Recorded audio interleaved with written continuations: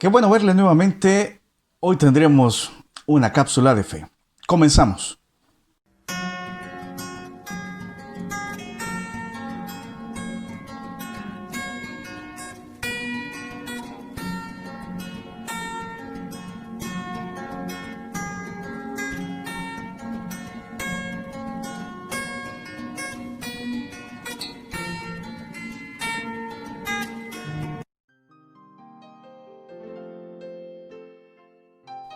Muy bien, oramos. Padre, te damos el honor y la honra, Señor. Te agradecemos la gran misericordia que has tenido de cuidarnos, Señor, en este momento tan especial, el cual está viviendo la humanidad completa. Nosotros como hijos, Señor, queremos buscarte de todo corazón, queremos pedirte dirección en todo momento. Señor, suplicamos tu misericordia, sobre todo, Padre, por aquellos que están sufriendo una situación difícil, que han perdido familia. Pedimos que haya fortaleza, Señor, que tú les cubras con tus alas, Señor. Permite, Padre, que ellos puedan salir adelante de esta situación tan difícil. Dales el sosiego, dales también la fortaleza, Señor, para levantarse en esta situación que están viviendo. Señor, pedimos también por aquel que está peleando, pedimos por aquel que está haciendo un esfuerzo sobrehumano, Señor. Pedimos por nuestros médicos, enfermeras, y de igual manera, Señor, todo aquel personal que está colaborando, policía. Padre, bendícelos enormemente también a aquellas personas voluntarias, Señor, que se arriesgan sus vidas por ayudar a otros. Padre, bendice también de igual manera y te pedimos de todo corazón por aquellos que estamos también resguardados en nuestros hogares, para que no vaya a haber una desgracia, Señor, para que nos libres también de contaminarnos. Señor, gracias por el cuidado que has tenido de darnos nuestros alimentos. Pedimos que esta pueda ser de bendición también, Señor. El hecho de tener este manjar que es la palabra, permite que a través de esa palabra tú nos puedas hablar. Y pedimos de todo corazón, mi Señor Jesús, que tú nos bendigas. Danos el entendimiento que tanto necesitamos y que tu Espíritu Santo nos bendiga, Señor. En el nombre poderoso de Jesucristo te lo pedimos. Amén. Bien, en esta oportunidad vamos a estar realizando una cápsula muy interesante porque lo vamos a ver desde el punto de vista de lo que es la ley en el Antiguo Testamento, que es algo que todos hemos llegado a tener un conocimiento acerca de aquellos libros que a un inicio se fueron escritos con el propósito de dirigir obviamente la vida del pueblo de Israel. Pero vamos a hacer un contraste porque no solamente lo vamos a ver desde el punto de vista de aplicación a la ley, sino que lo vamos a contrastar con el Nuevo Testamento, ¿verdad? Que habla acerca de la aplicación de la gracia. Entonces vamos a estar viendo estos dos términos. Por un parte en el Antiguo Testamento la ley y por la otra parte en el Nuevo Testamento acerca de la gracia. Voy a utilizar un texto que lo voy a tomar del libro de Deuteronomios en el capítulo 4, versículo 8. Me gustaría que pudiera tomar una Biblia. Déjenme recordarle que es importante y el propósito de las cápsulas es para que nosotros también tengamos un conocimiento no solamente de las Escrituras, sino que también podamos tener una pequeña interpretación. Así que busque por favor en su Biblia Deuteronomios capítulo 4, versículo 8. Bien, vamos a leerlo. Dice de la siguiente manera: ¿y qué nación grande hay que tenga estatutos y juicios y justos como es toda esta ley para que yo ponga hoy delante de vosotros? Bien, las Sagradas Escrituras, hebreas o judías, fíjese que hay algo bien importante que es necesario que le explique. Para los hebreos, esta compilación de escritos que ellos llegaron a poseer y a resguardar y a cuidar con mucho, ellos no lo conocieron como Antiguo Testamento. En la Biblia judía, hebrea, a esto se le conoce como Tanaj. Entonces, esta compilación de escritos o estos textos en realidad era una colección que se hizo y esto sirvió obviamente para poder tener un precedente acerca de todo lo que hoy conforma la Biblia, de esos 66 libros que nosotros conocemos y que son importantes que lleguemos a conocer también un entorno histórico. Sin embargo, esta representación o esta colección de textos, ¿verdad? Hay algo muy interesante que nosotros debemos de tener y sobre todo prestar mucha atención. Es el hecho que la tradición judía hace una pequeña división, o la podemos llegar a interpretar dentro de las partes de estas escrituras, y quisiera enfocarme en esas tres divisiones que nosotros logramos ver, no solamente en la Biblia judía, sino que también en nuestras Biblias.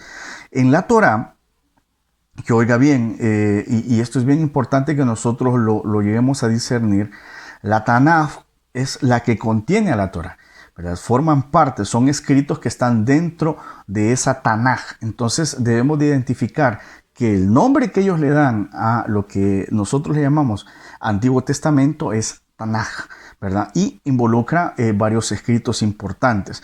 Entonces, dentro de las divisiones que nosotros vamos a ver, la primera es aquella que se denomina Torá o Pentateuco, ¿verdad? Que es a donde nosotros nos identificamos con aquellos primeros 5 libros de la Biblia que nosotros llegamos a conocer. Pero ¿qué contiene esto? Lo interesante es que esta Torá o Pentateuco que nosotros le llamamos hace un relato acerca de la creación, obviamente del mundo que realizó Dios, pero además también muestra las distintas alianzas que Dios tuvo con la humanidad, pero sobre todo con su pueblo Israel. Es ahí donde están compiladas cada una de esas alianzas que Dios hizo con David, que Dios hizo con Abraham, que Dios hizo obviamente con los distintos reyes y en especial lo hizo con el rey David. Y además de eso, recoge obviamente las leyes que eran necesarias que las llegasen a discernir y a conocer y a practicar, que esto es lo más importante. Y fíjese que aquí tal vez vale la pena detenerse un poquito, porque todos en nuestro diario vivir estamos en base o nos manejamos en base a normas, reglamentos, y esto nos permite tener ciertos medios de convivencia unos con otros, de respetarnos unos con otros. Entonces, esto de igual lo aplicó el Señor, era un modelo que Él vio que tenía un desarrollo y que el hombre fue copiando posteriormente. Entonces, la segunda denominación que nosotros vamos a ver en este primer apartado que involucra la Tanaj, es cierto, la Torá como Pentateuco, esos primeros 5 libros, pero después vemos los escritos de los distintos profetas que también involucraban jueces de Israel. Y lo interesante de esto, y para aquellos que han visto obviamente las distintas cápsulas, se han dado cuenta que hemos ido abordando aquellos jueces o aquellos reyes que nos hacen falta todavía ver la parte de los reyes, pero estos relatos históricos de ese Israel antiguo llegan obviamente o nos compilan todo lo que sufrió ese pueblo de Israel por conquistar esa tierra prometida, y obviamente abarca también hasta la parte de la caída del reino, que fue lo más drástico y trágico obviamente que vivió. Y la tercera división que nosotros vemos en esta Tanaj es los escritos, ¿verdad? O los distintos escritos que ya no involucran obviamente a profetas, pero que sí comprenden obviamente aquellos libros sapiensales, ¿verdad? Como lo es Job y los Salmos y otros escritos posteriores que fueron surgiendo. Entonces, esta clasificación es importante que la podamos discernir. Ahora, hay una gran importancia porque nos muestra historia y nos muestra un significado. Ahora, el término Torá, para explicarlo un poco más detallado, oiga bien, y déjenme nuevamente dejarle bien en claro, la Torá forma parte de la Tanaj, ¿verdad? Que es lo que nosotros vemos. El término Torá se interpreta o se va a interpretar en su mayoría cuando nosotros lo vemos en las escrituras como el término ley, ¿verdad? Y esto lo vemos en las distintos libros en el Antiguo Testamento, ¿verdad? La Septuaginta, que fue una traducción que se mandó a realizar, traducía este término de ley por nomos. Y es interesante porque cuando nosotros vemos que esta Septuaginta es traducida al griego, este término de nomos significa ley y significa normas. Entonces vemos que en realidad la palabra viene a significar algo que nos enseña, algo obviamente que nos trae conocimiento. Ojo, incluso hay una enseñanza dada, obviamente, por personas que podrían ser de referencia llamados sabios. Entonces, hay un texto muy importante que vale la pena que nosotros destaquemos y es el Proverbio 1.8. Fíjese que el Proverbio 1.8 nos dice, y obviamente lo vamos a poner en pantalla para que usted lo pueda ver, dice lo siguiente: no desprecies la dirección de tu madre. Claro, hay algo bien importante. Cuando dice el término dirección y nosotros vamos a la traducción que se hizo, ¿verdad?, al español, encontramos el término Torah. Entonces, esto es bien importante porque no solamente son aquellos, podría decir, sabios o grandes personajes los que nos puedan dar dirección o los que nos puedan dar enseñanza, sino que también tiene una aplicación a aquellos que nos rodean, a aquellos que ya pasaron experiencias vividas.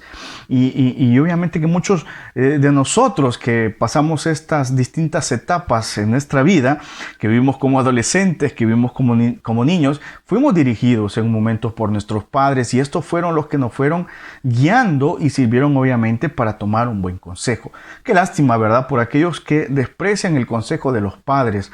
Y déjeme decirle que tanto Dios vio significante que nosotros fuésemos respetuosos por nuestros padres, que dentro de su decálogo, que son los 10 mandamientos, dejó establecido uno muy importante que habla acerca de que aquellos que menosprecien a sus padres, a estos desgraciadamente les vendrá una situación en la cual se les reducirán sus días. Entonces, otro proverbio que habla acerca de esto, de dirección, de sabiduría acerca de los padres, está el Proverbio 3, versículo 1. Y mire lo que dice.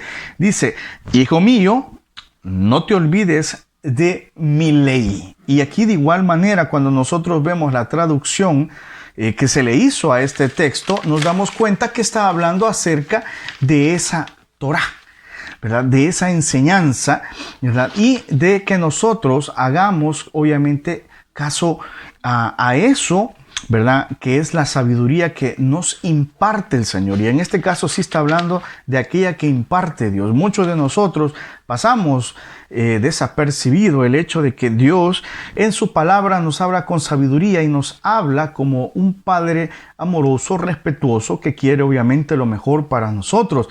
Pero nosotros no nos queremos someter a su ley. Y esto causa que desgraciadamente muchos nos veamos en situaciones en las cuales nos llenan de depresión, de lágrimas y de desesperación.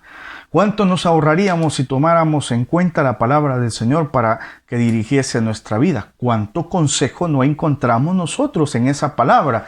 Y mire, que aquel que toma como referencia esa palabra, bendición le viene a su vida. Y esto es lo que nos debe de motivar también a ser conocedores de esa palabra. No podemos pasar desapercibidos los consejos que están ahí. Obviamente que si hay una prohibición de parte de algo que Dios ha visto que nos puede transgredir en nuestra parte moral o espiritual, es porque Él está deseoso de que nosotros tomemos en cuenta esas palabras, nos apartemos obviamente del mal. Pero muchos, obviamente, que en su afán por el hecho de querer buscar su propia diversión, querer complacerse o estar en los caminos del placer, desprecian obviamente los consejos no solamente de Dios, sino también de sus padres.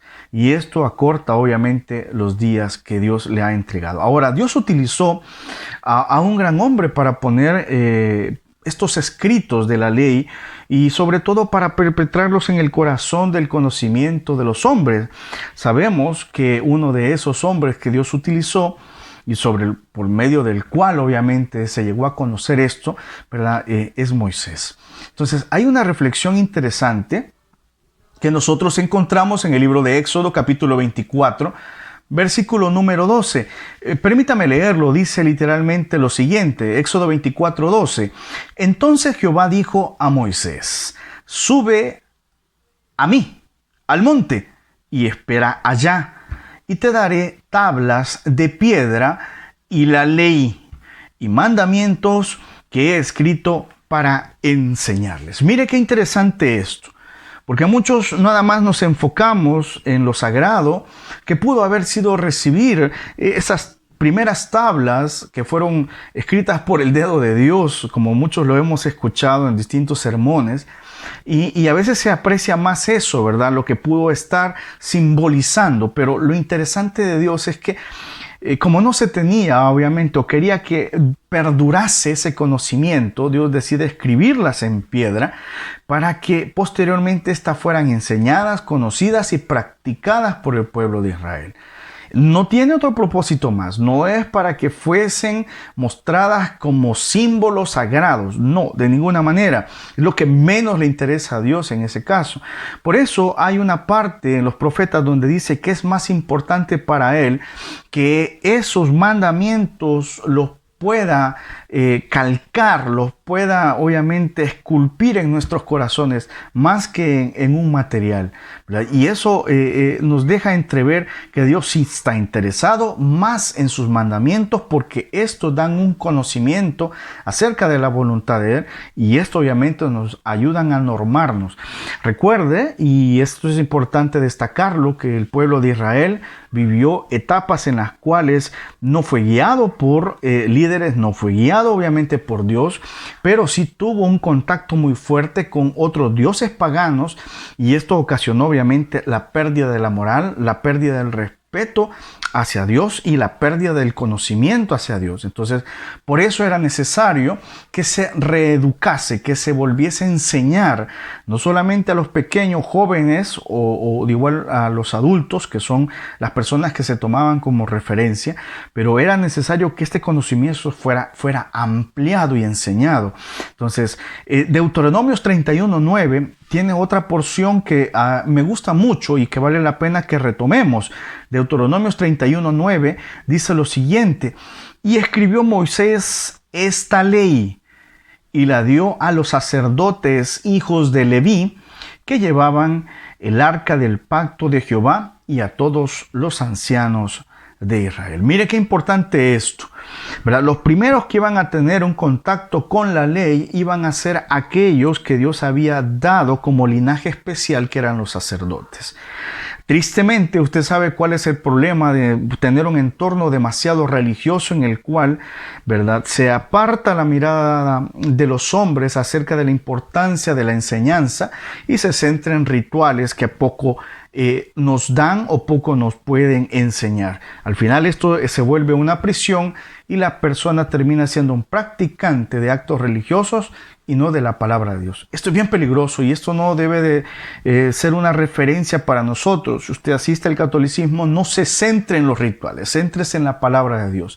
Si usted es un buen cristiano, de igual manera, no se centre en las palabras de los religiosos llamados pastores, sino más bien en la enseñanza de la palabra, y siempre que sea la lupa por medio del cual usted debe de ver y debe de pedir dirección a través del Espíritu Santo. Esto es bien importante. Entonces, una tradición hebrea, y voy a comentarle algo, manifestaba algo también que vale la pena que nosotros recalquemos, porque dentro de las tradiciones hebreas ellos tienen a tener una reciprocidad acerca del conocimiento de los ángeles, y valdría la pena hacer una cápsula acerca de los distintos ángeles, los rangos y el propósito que llegaron a forjar. Ahora, la tradición hebrea dice, ¿verdad?, que estos ángeles participaron obviamente en lo que fue el mostrar esa ley, ¿verdad? Entonces hay un libro apócrifo un libro apócrifo que se llama Jubileo, obviamente, y es el Jubileo en el capítulo 1, versículo 27 al 29, y para el cual voy a tomar un texto donde lo cita. Dice lo siguiente, mire, dijo entonces el ángel de la faz: escribe a Moisés lo ocurrido desde el principio de la creación. Y el ángel de la faz tomó las tablas de la distribución de los años desde la creación, las de la ley. Esto está en el libro apócrifo, capítulo 1, versículo 27-29, que se llama Jubileo. Eso no está ni en la Biblia católica, eso no está mucho menos en una Biblia cristiana. Fíjese que esto quiero comentar, no quisiera alargar mucho lo que es el video, pero sí vale la pena recalcar lo siguiente.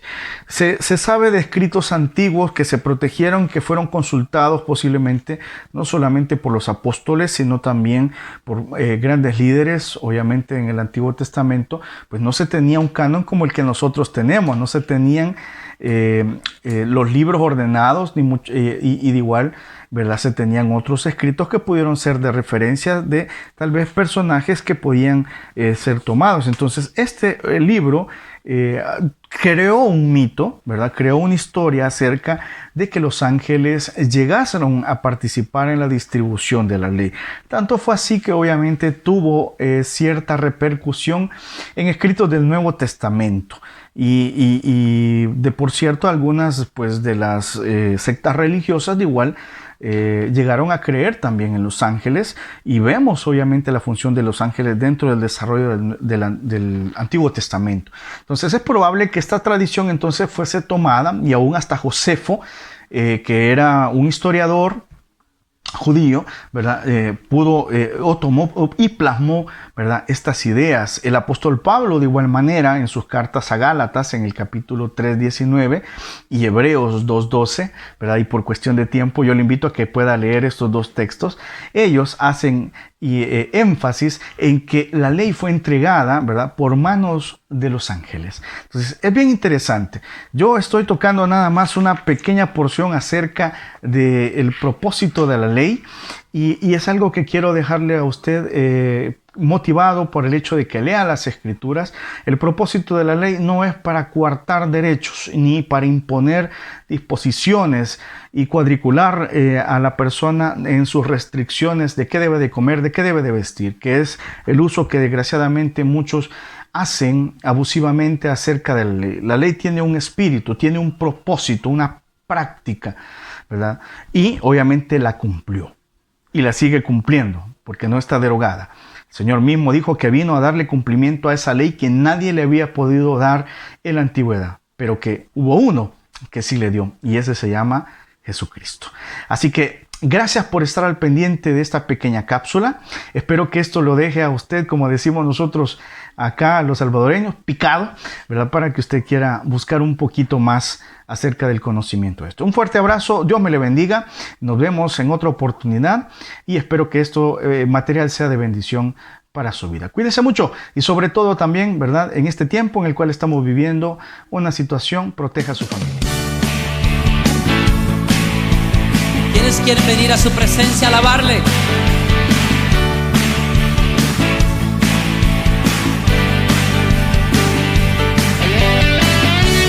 Es mejor este lugar de su presencia que ningún otro lugar sobre la tierra.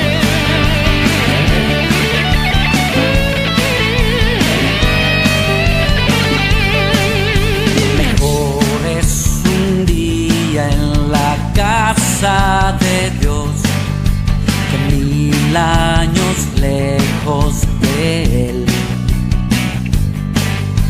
Prefiero un rincón en la casa de Dios que todo el palacio de un rey,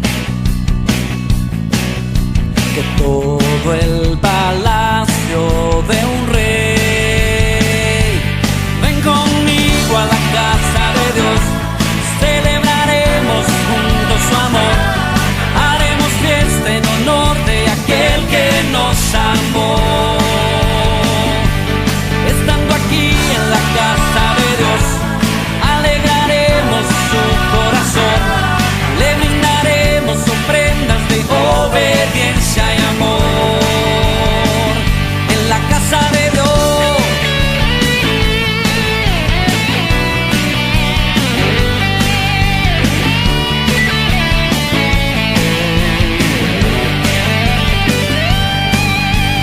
Arde mi alma, arde de amor por aquel que me dio la vida. Por eso